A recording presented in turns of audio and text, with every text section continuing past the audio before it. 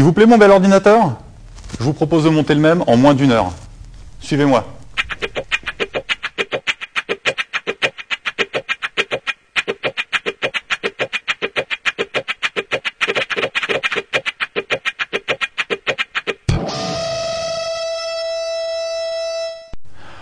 Alors de quoi j'ai besoin pour monter mon PC?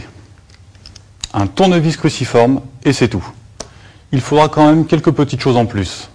De la patience, de la méthode, un bon éclairage et un endroit bien dégagé. Vous êtes prêts?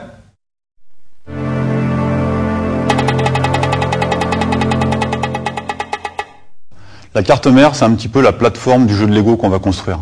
Parce que monter un ordinateur, c'est pas plus compliqué que de monter un gros jeu de Lego. Donc, comme c'est la plateforme de l'ordinateur, il y a beaucoup de connecteurs à sa surface, parce qu'elle va recevoir tous les composants qui forment le micro. Donc, dans un premier temps, on va parcourir rapidement les connecteurs qui sont à sa surface, et on va revenir dessus un petit peu plus tard, composant par composant, au fur et à mesure que nous avancerons dans le montage. Le gros connecteur blanc en bas de la carte mère, c'est le connecteur du processeur.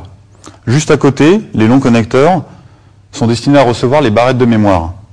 À côté, on a les prises des disques durs qui sont répétées au-dessus pour les disques durs de dernière génération. Enfin, à l'autre extrémité de la carte, les connecteurs des cartes d'extension et le connecteur de la carte graphique. Vous voyez, c'est pas compliqué, chaque connecteur a une forme bien spécifique. Donc de toute façon, on risque même pas d'en mélanger un avec un autre.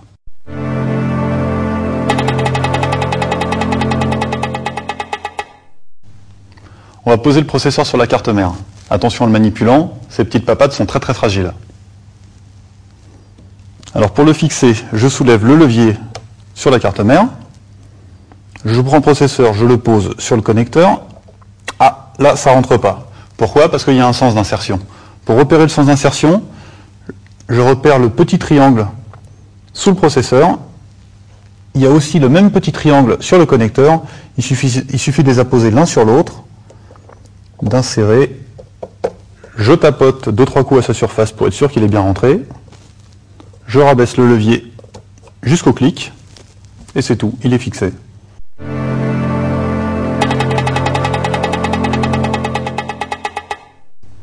Dans la boîte du processeur, vous avez trouvé un ventirad. Un ventirad, c'est quoi? C'est la contraction de ventilateur-radiateur. En fait, le radiateur vient se poser à la surface du processeur et il absorbe sa chaleur. Le ventilateur, il envoie de l'air sur le radiateur pour refroidir le tout. Donc on va poser le ventirad sur le processeur. Alors, avant de le poser, on enlève la petite protection en plastique. Alors la protection, elle sert à empêcher la pâte qui est étalée sous le ventirad de sécher. La pâte est là pour assurer un meilleur contact entre le processeur et le radiateur. Je pose le ventirad. Je pousse sur la tige métallique pour qu'elle s'insère dans le petit ergot en plastique sur le connecteur. Et de l'autre côté, je fais pression pour que le même ergot soit recouvert toujours par la tige métallique. Alors ensuite, je presse le levier qui vient écraser le radiateur sur le processeur. Une fois que le levier a été bien pressé, il vient se clipser dans un autre ergot. Et là, le ventirad est fixé solidement sur la carte mère. Dans le cas où vous installez un ventirad qui n'a pas de pâte thermique, vous allez devoir étaler vous-même la pâte thermique à la surface du processeur.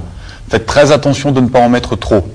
La pâte thermique est là pour assurer un meilleur contact entre le ventirad et le processeur. Trop de pâte thermique isolerait le ventirad du processeur. Le ventirad est monté sur la carte mère, mais son ventilateur ne tournera pas quand l'ordinateur fonctionnera, parce que nous n'avons pas encore branché sa prise d'alimentation.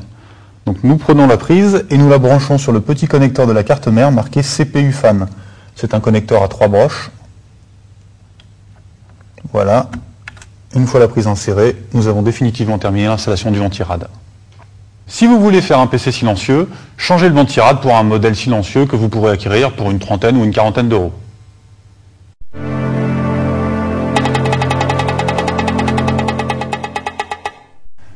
J'ai ici une barrette de mémoire. Je vais l'installer dans son connecteur, juste sous le processeur.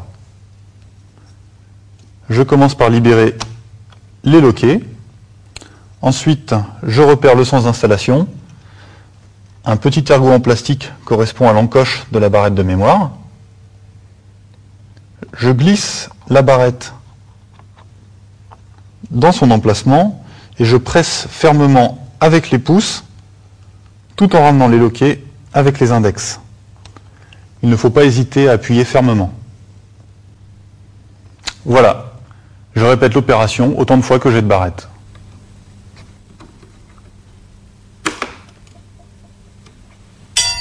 Pour ajouter de la mémoire dans votre ordinateur, démontez celle qui est déjà installée, notez ses références et achetez de la mémoire identique.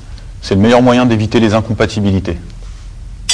À présent, nous allons pouvoir installer la carte mère dans le boîtier. Le mien est transparent pour plus de clarté.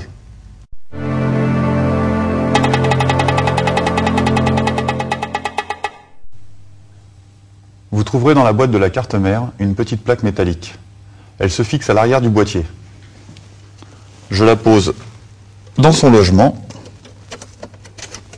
et je presse fortement jusqu'à ce qu'elle soit bien clipsée.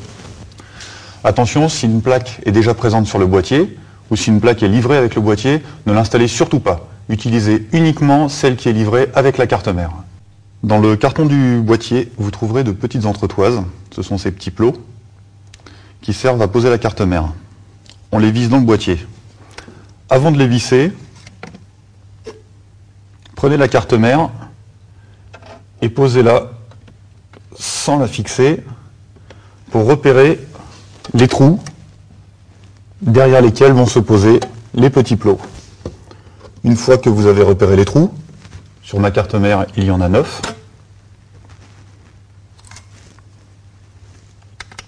vissez les entretoises.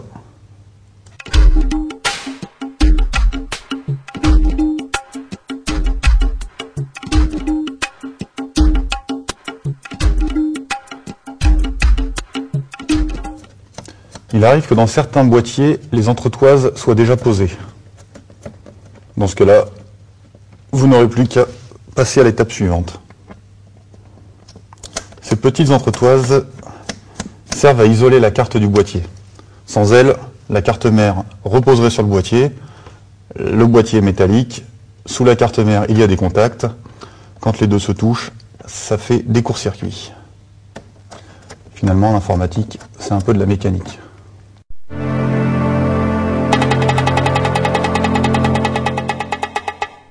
Voilà, on peut à présent poser la carte mère. Je l'insère dans le boîtier en faisant coïncider chaque trou de la carte mère avec les plots. Derrière le boîtier, les connecteurs externes de la carte mère doivent correspondre aux trous de la petite plaque qu'on a posée tout à l'heure.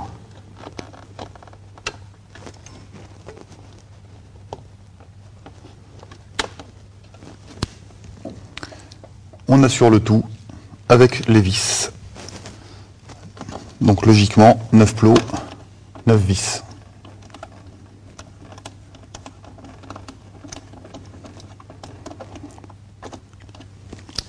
Si par malheur, l'un des plots n'était pas accessible et qu'on ne pouvait pas atteindre le trou pour placer une vis,